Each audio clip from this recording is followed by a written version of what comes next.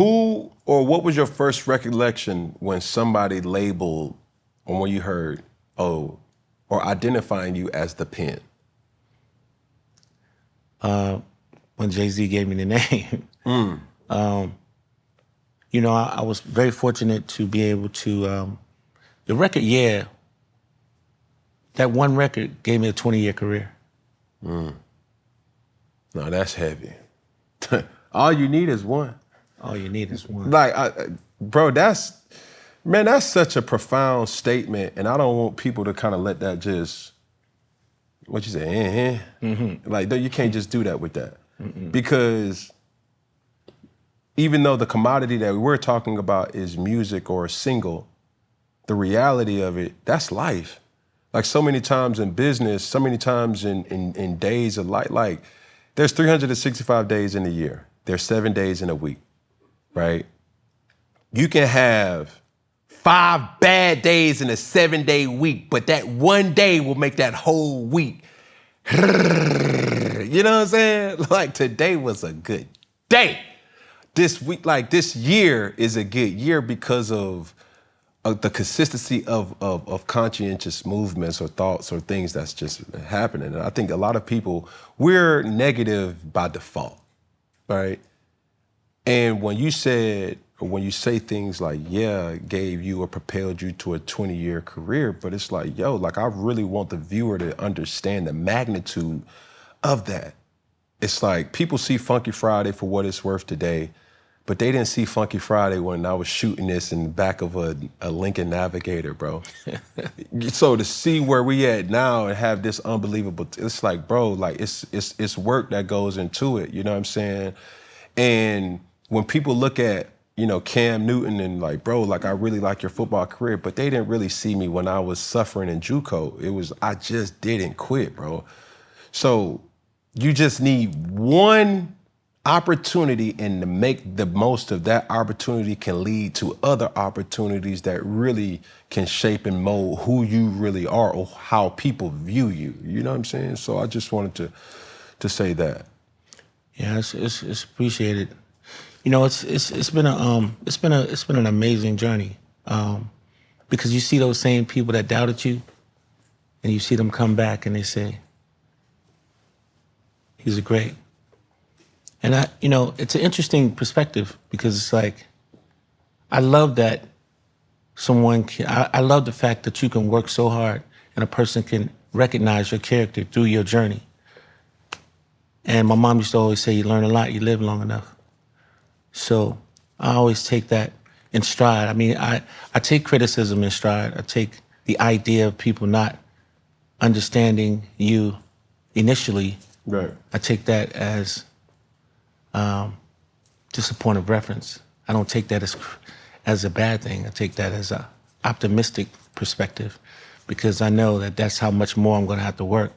Once I see the fangs and I see the idea of the doubt, it intensifies my perspective of how far and how strong I got to be to accomplish that goal that I came to accomplish. I want to ask you, it's such an interesting kind of journey for you to be able to navigate as a military brat, so to speak.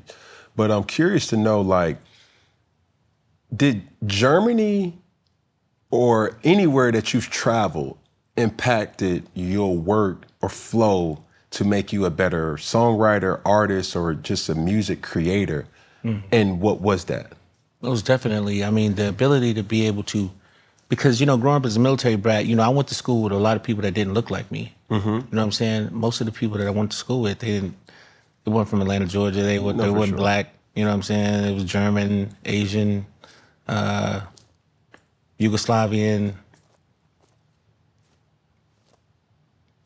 everything you could possibly, African, you know. No, real African. Yeah, real African. You know what I mean? Italian.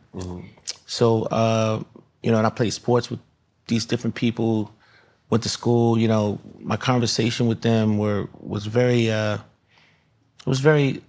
off-key or off-brand from what we know. Yeah. And what that does is give you ability to understand how to deal with people outside of the people that you came up with, which gives you the ability to I won't say outthink, what you look like, because people have a tendency of giving you some sort of critique when they look at you, right? And a lot of times that's what, to be very honest, that's part of the benefit of my success, because they thought I looked like this, but they didn't know what I had up in here. So my ability to be able to translate what I got here and what I've seen, and to be able to take an international perspective, take on a urban cultural phenomenon. Yeah. Yeah, it was very interesting. I was like, you know, hey, you get it now? Yeah. So I'm going through that right now. Like, they see this, but they don't realize this is just to get your attention. Checkmate. Once I got your attention, and then you started, you know, I started putting the nouns and the verbs and the sauce in there. It's just like, whoa, oh no, this ain't your average nigga. Yeah. Oh, he really know what's going on. And I think Atlanta has taught me so much about finesse and jug and maneuvering. But I think to go outside of 285, that retrospect also made me the person that I am, because I needed that. And I think the game of football allowed me to travel the world, see different things, see different cultures, domestically and internationally. And I'm saying to myself, it's like, yo, I could take that back, and that's my superpower. You feel what I'm saying? And I think the biggest disappointment that I have for people that are around me is I despise a person that's not aware. Feel me? Like, if you're not aware, bro, like, some cats from Atlanta is like, man, twin, like, we locked in, my nigga, you digging us sad fat. Like, we in Paris with it, like, when Jay-Z. It's like, bro, hold on. Nigga, this the executive of Sony, bro, relax. You're not aware. You can't use that type of tone, dialect, or vernacular in this type of room. That ain't you cooning, that's just you being aware. Like, baby, you fine, like, fine. Body look amazing, but baby, you just can't wear that in this setting. That's not to say, right? Being aware. And once you are aware, that may fly over a lot of people's heads, but it's like, bro, I love you, bro, but I can't take you where I'm headed. And it's not for me to teach you that, more so than it's up to you to understand, like, oh, I see, man, matter of fact, let me pull my pants up a little bit. Like, in certain settings, smelling like cigar can be like, what's that? It's up, you gotta know that. Smelling like weed, that's a flex in certain place. Like, boy, you on that Zion, boy, golly, but let me get. And in some settings, it's like, they look at you like, oh, he's a junkie. Yeah. If you're not hip to that, that don't make the person who you once knew or that you do know lame. It's for you to really get hip to realizing who that person that you're hanging out with, what he or she really is, and who you have to be when they are there. Like, this is my partner, but even my partner has to